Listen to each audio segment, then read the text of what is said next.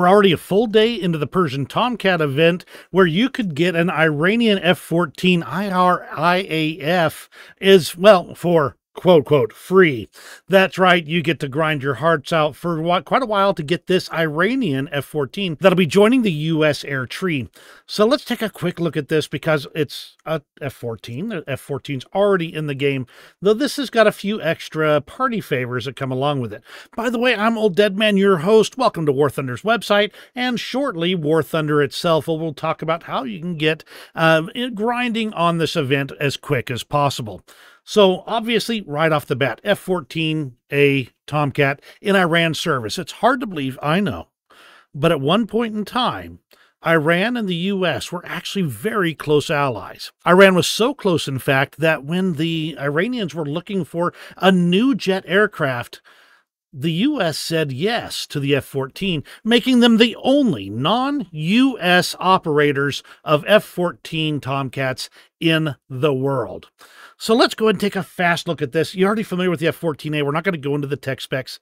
The real trick with this one is its ability to carry both Western and Russian weaponry, plus a few unique extra tidbits. So be prepared for trying out some different kinds of loadout options on the U.S. side. Now, there are a bunch of other things you can earn along with this event, some decals and a few other odds and ends, like this player avatar over here on the right, Jalil Zandi, the emblem of the Islamic Republic of the Iran Air Force decal, the emblem of the Imperial Iranian Air Force decal.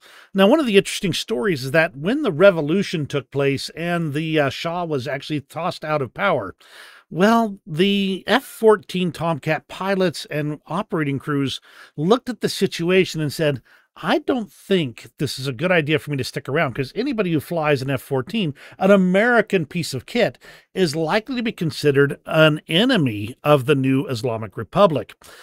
And that proved to be true. See, just two of the pilots that stayed behind. The rest of them fled the country. The two pilots that stayed behind both ended up in jail, not being released until the war situation with Iraq was so severe that the Iranians released them to be able to take these aircraft into battle. So that's the type of situation we're looking at.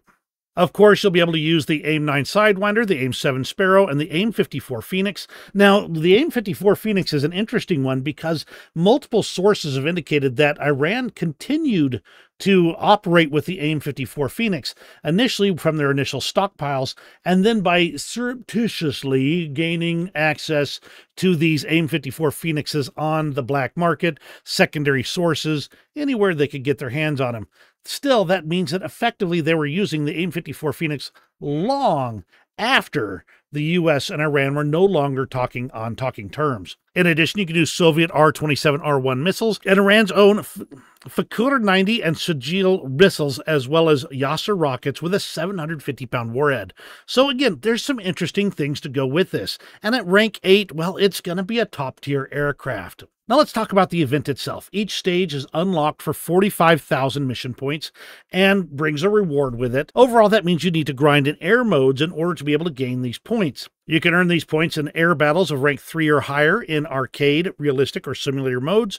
But again, there will be some bonuses for using the higher levels and the harder modes. We'll talk about those multipliers when we get to the actual game itself. While you can use event vehicles of ranks 1 and 2, and if that's your only option, you might try it, they will be the lowest possible scoring in actually getting through these 45,000 mission points every 2 days.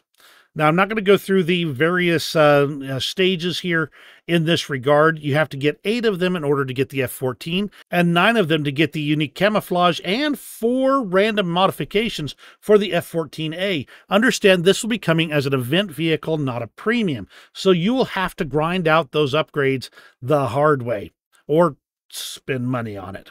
Now, as you get closer to the end of the stage, the cost of buying a stage drops from the $9.99 Golden Eagles that are standard to a lower level when you get to a certain point. I think it's $39,000, and that will drop the cost to $499 Golden Eagles. And at $43,000, it's just $199. But if you're already at that point, you're only a mission or 2 away from being done. So you'd only do that if, for some reason, you end up like me, And that is in heavy overtime, long hours at work, and just no time to be able to do it, and end up with a partial mark of distinction.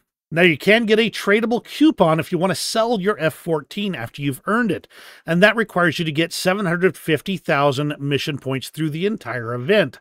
That's a lot of grinding, not quite doubling the grind you'd have to do in order to actually get the vehicle itself. So let's go ahead and pop into the game and take a look at how you can track your mission points and what it looks like to get your points and what happens in that regard.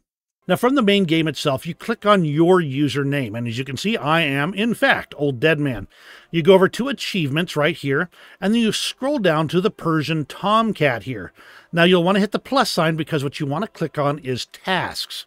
And then you can see right here that since we're already partway through the first day of the event, that the marks of distinction for the first one and the second one are showing.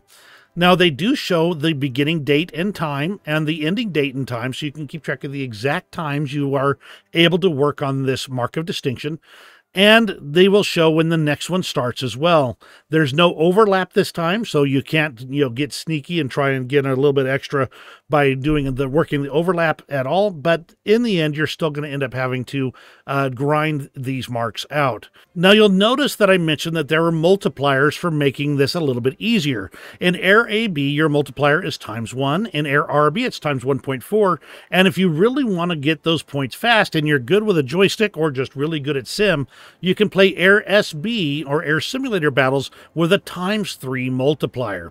Now, the vehicle ranks also have their own multipliers. Levels 1 through 3 get a ×0.8, meaning it reduces the number of points. Rank 4 gets 0.9, again, less than your total amount. And rank 5 gets ×1. So your best bet for getting the most out of your points is to start at rank 5. Rank 6 gets ×1.1, and rank 7 through 8 is ×1.2. So there's not a huge jump in going to the higher levels in that regard, just a little one. It would make it faster if you're really good at it. However, I'm not that good, so we're going to drop down a ways before we worry about what we're going to fly. Now let's go ahead and hit the two favorites here. This is if you want to keep close track of your mission progress for each of the marks of distinction. Remember where this is, though, because for every 2 days, you're going to have to come back here and click on the next mark of distinction and put it in your favorites. So now we're showing the mark of distinction right here on my favorite achievements bar. And you can hover your mouse over the top of it to be able to see exactly all those details we saw in the separate achievements section. So let's go ahead and take an aircraft into the air so you can see what this looks like. Now, I already have a task for mass destruction, destroying a few grounded waterborne targets. So I'm going to go ahead and take this B-24 D-25CO into an air realistic battle, and we'll see what those points look like. All right, welcome to Operation Uranus, and I know that's exactly what it's going to sound like, so get your giggles out now. Now, we need to hit ground targets, and there's some easy ones close by, so let's go ahead and just dive right on in. I'm actually going to be spawning too high up in order to make the most of this particular vehicle in this particular map. So let's go ahead and get things, I'm going to crank my throttle all the way back and see if I can get lined up on some of this stuff down here. Okay, open my bay here. There's a pretty good chance that somebody's going to hit these targets first, and I'm way too high up. So I'm going to try and bomb well in advance. And hope I can get it somewhere in the ballpark. 1, 2, 3. Why do bombs suddenly appear every time you are near? Just like me, they long to be blowing you up.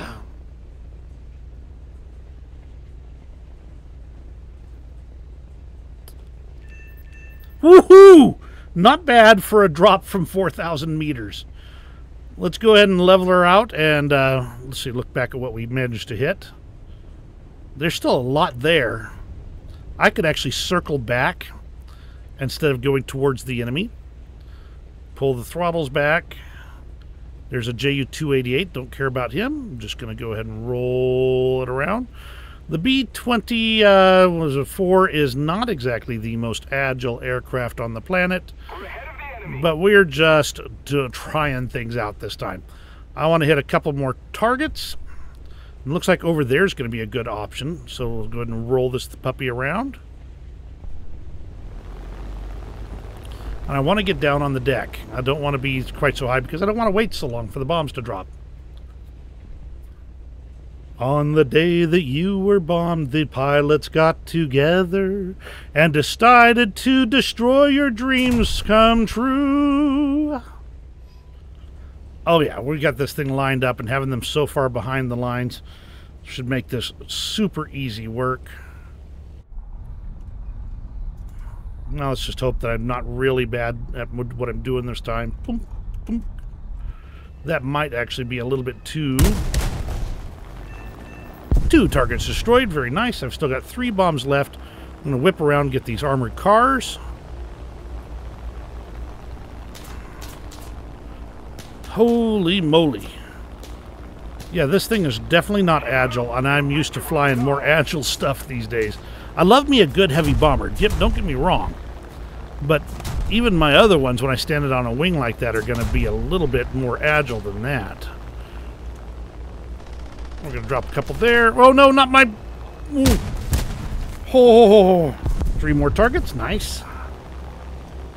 Okay, I got 1 bomb left, so we will do a wider swing here because that did not work in my favor the way I hoped for.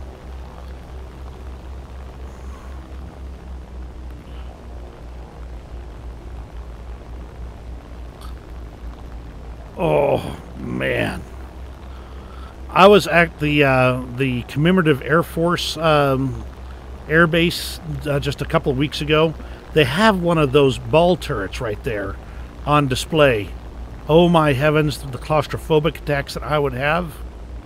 Not even funny. And drop.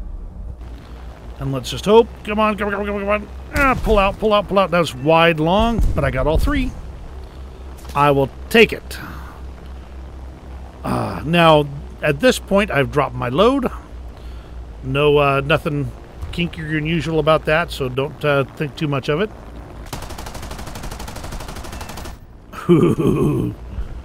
But I'm going to go back for some bombs and kind of let my team die the rest of the way, so I can J out and save my aircraft. I don't want to jump out before the end of the match, though. And if it turns out we still got a bunch of guys after I've landed, I will go ahead and fly back out again. But if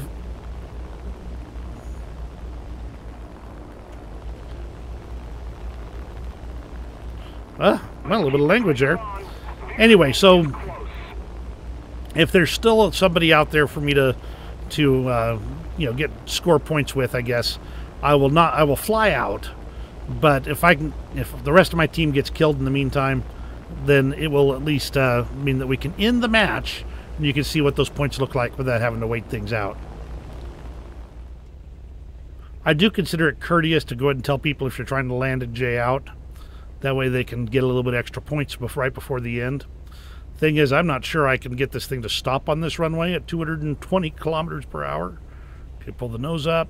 Oh, this is going to be a crappy landing. I mean, that angle is wrong. Come on, put it down. I don't want to land on the nose wheel either. Did I hit touchdown? Nope, not yet. Finally. Whoosh. That is definitely not my best landing. Oh, man, you big behemoth. Come on, get that turn in. I don't want it. There we go. Doesn't run over at the end of the runway. Definitely not my best landing work for sure. But now that we've landed, I can just sit back, relax, and wait for the reload, and then I'll J out.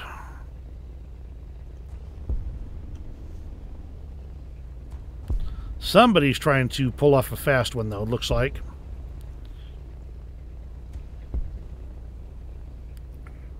And now that that's done, J out.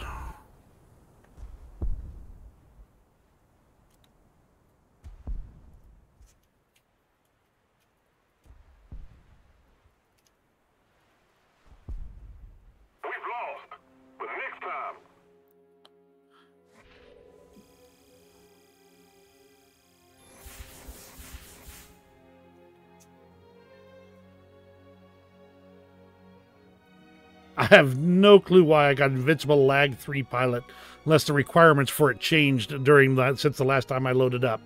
But here's what the important stuff is. We got our air targets, destroyed none, ground targets hit, activity, rewards, achievements. Let's go ahead and look at the statistics here.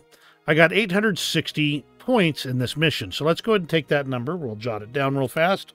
All right, so now we can take a look and see. I got 1,083 mission score by flying this rank 4 bomber and getting 860 points. So let's go ahead and do the quick math here.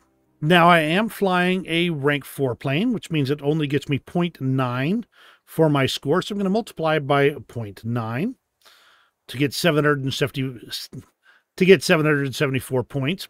Then I'm going to multiply by 1.4, and I get 1,083.6 points. Obviously rounded down because Gaijin, but 1,083 points is exactly what I'd expect to get for a mission with that low a score, flying realistic battles at a rank 4. So that should give you kind of a hint as to what to expect, how many missions you might have to fly, what type of plane you might take instead, because this is not obviously it was not a good high scoring option here. So 45,000 points, assuming an average of around 1,000 mission score each time you fly out, means you're going to have to play 45 missions over a 2-day period. Now, you might be better than that, and probably most of you are. In fact, if I'm playing the right planes, even I'm better than that. But in the end, it's still going to be a lot of missions like this, some of which will be very frustrating and take a very long time, and some of them will be very amazing, and you'll get lots and lots of points, and you'll go all the way to the end, and you'll be like, yeah, that was awesome, because this is War Thunder. So that's the scoop on this particular event. You got to get 8 of those marks of distinction over the next 16 days in order to get the F-14A Tomcat with the Iranian loadouts. And if you want to get the extra, camouflage and stuff like that, you've got to get all 9, get that correct there, all 9 of those marks of distinction. Obviously, you can buy them if you would like. However, this is a grinding event. It's meant to be to inspire playtime in the game. Let me know what you think of this event in the comments below. Are you excited about this particular event? Are you excited about this plane? It's got a unique history, and that's one of the things I like about it. Now, I am not in a position right now in order to be able to play the game, but in the end, I'm not going to lose out on the F-14 by not getting this specific one, because the F-14's in the American tree. This is also going to the American tree. What I will lose out on is the opportunity to have those Soviet missiles and those unique Iranian missiles to play around with, but that depends on how much you want to have it. Myself, I can't afford the time right now. So let me know what you think in the comments below. You have a great rest of your day, and we'll see you on the next video.